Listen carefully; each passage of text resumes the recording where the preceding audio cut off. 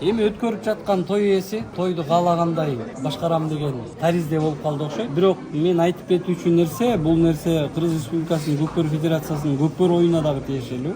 Биз ушул нерсеге ортодогу калыстыкты мыкты деңгээлде чагылдырыш үчүн биз Кыргызстандан келген квалифицированный эл аралык даражадагы судьяларды ортого чыгардык. Өзүңүздөр көрдүңүздөр, Көкпөрдө Кыргызстандын гана улакчылары 2 жолу оюн талаасынан сыртка штрафной поляга турушту. Бул деген сөз биз казак тарапка, дүйнө жүзүнө Көкпөрдө кандай адилеттүүлүк бар экенин көргөзгүбүз келди бул нерсе менен. Албетте, балким бирөөлөр айтышы мүмкүн, кыргыз тарап өздөрүнө кызык болуш үчүн, өздөрү жеңиш үчүн ортого өздөрүнүн судьясын чыгарып койду. Бирок биз дүйнө жүзүндөгү элге ушул нерсени туура жеткириш үчүн биз өзүбүздүн мыкты судьяларыбызды ортого чыгарууга туура келди.